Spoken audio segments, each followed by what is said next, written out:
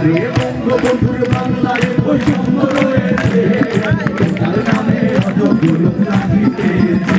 আরে বঙ্গবন্ধুর বাংলায় বৈষম্য রয়েছে, তার নামে অযোগ্য লোক চাকরি পেয়েছে। বীরের তরে কোটা দিলে সম্মান তাদের যায়, আমার কথা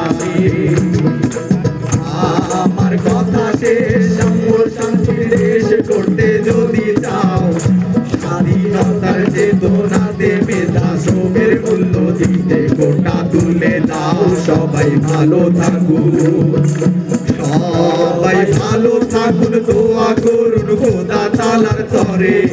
যোগ্য লোকে দক্ষ হাতে দেশটা কেন ডরে, সালাম আলাইকুম।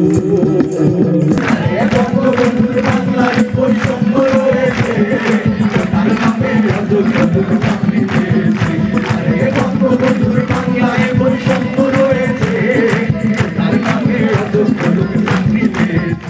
বাংলাদেশ মানুষ জানতে পারুক যে আমরা এই আন্দোলনটা করতেছি, আমরা পিছিয়ে হাঁটতেছি না। যেমন হচ্ছে শেখ হাসিনা আজকে তো বলেই দিল যে আমরা রাস্তায় কেন পড়া বাদ দিয়ে, তো রাস্তায় থাকবো। আমাদের দাবি যতক্ষণ না হচ্ছে মেনে নেওয়া হবে ততক্ষণ আমরা হচ্ছে আন্দোলন করে যাব। ক্লাস পরীক্ষার সমস্যা আমি দেখতে পাচ্ছি না। ক্লাস পরীক্ষা আচ্ছা, আমি যদি পড়াশোনা করলাম ঠিক আছে, আমি রেগুলার সবকিছু কন্টিনিউ করলাম, কিন্তু এই যে কোঠা পথা 40% বেশি গ্লো, বিশ্বের 1 নম্বর গ্লো ক্রিম, নতুন গ্লো এন্ড লাভলি।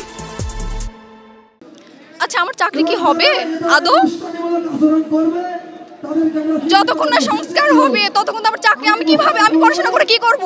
আমার চাকরি আমার কোথায়? কে দিবে আমাকে চাকরি? আমার তো কোঠা নাই। আমার পরিবার, আমার পুরো পরিবার আমার উপর নির্ভর করে আছে।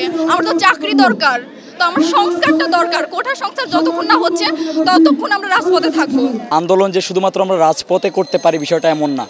ছাত্ররা গানে গানে আন্দোলন করতে পারে, গল্পে গল্পে আন্দোলন করতে পারে, লেখালেখিতে আন্দোলন করতে পারে এবং রাজপথে আন্দোলন করতে পারে। এটার একটা বহিঃপ্রকাশ রাজশাহী বিশ্ববিদ্যালয় আজকে করলো, যে সাংস্কৃতিক প্রতিবাদ যেটা, এটা আমরা আজকে তুলে ধরলাম। ইনশাল্লাহ আমরা কালকে রাজপথে দাঁড়াবো, কিন্তু আমরা এর আগেও 2 দিন রাজপথে ছিলাম, মাঝখানে একদিন ব্রেক দিয়ে আমরা সাংস্কৃতিক পরিবেশন রাখলাম, যে একটা সাংস্কৃতিক বিপ্লবেরও আমরা স্বপ্ন দেখি। এই জন্যই আমাদের এই ব্যতিক্রমধর্মী আয়োজন ছিল। আমাদের দাবি যেহেতু কোটা সংস্কার নেই, এই সংস্কার না যতক্ষণ পর্যন্ত হচ্ছে ততক্ষণ পর্যন্ত আমরা ক্লাস পরীক্ষা বর্জন করব। আমরা পড়াশোনাও করব, কোটা সংস্কারের আন্দোলনও করব, সব কিছুই করবো। আমাদের এর কোটা সংস্কারের আন্দোলন আমাদের পড়াশোনার ক্ষেত্রে কোনো প্রভাব ফেলবে না, আমি যেটা মনে করি।